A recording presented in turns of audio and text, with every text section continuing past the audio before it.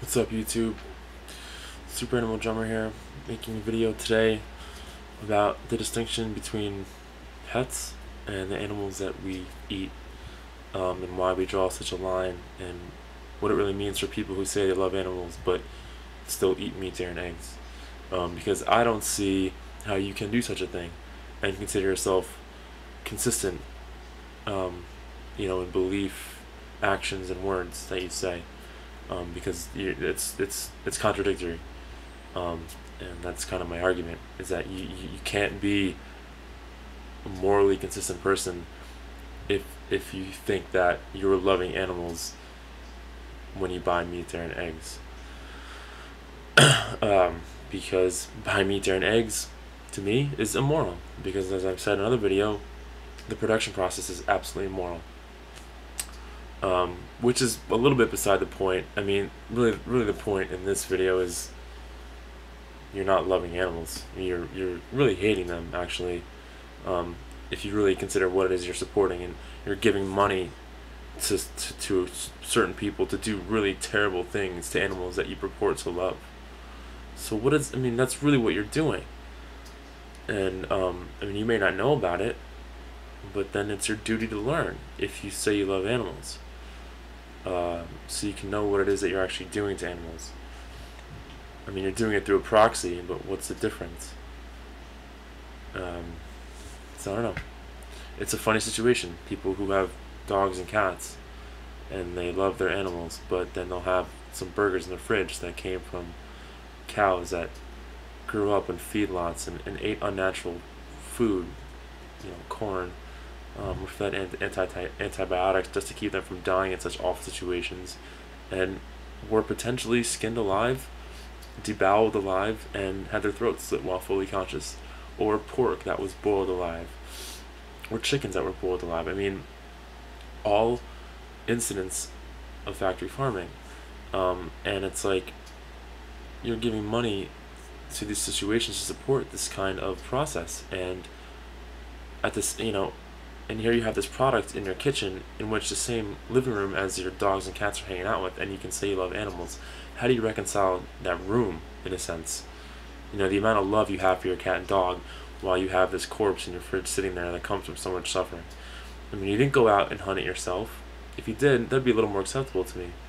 But you're not. You're using a proxy, and that proxy is completely irresponsible, and yet you don't want to know about it. You want to remain ignorant, and this is really, really immature, because there's so much at stake. There's so much suffering at stake, and I take such offense and objection to this position that I think so many people have.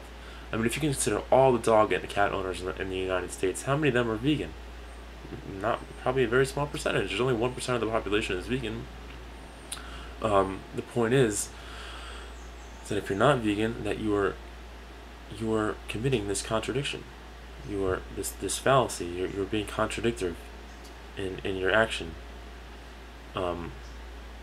Saying you love animals but buy meat, dairy, and eggs. It's just it's a blatant contradiction.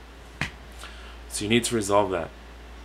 Either get rid of your cats and dogs and renounce that you love animals, and then continue eating meat, dairy, and eggs, or learn about what it is you're contributing to and make a better decision.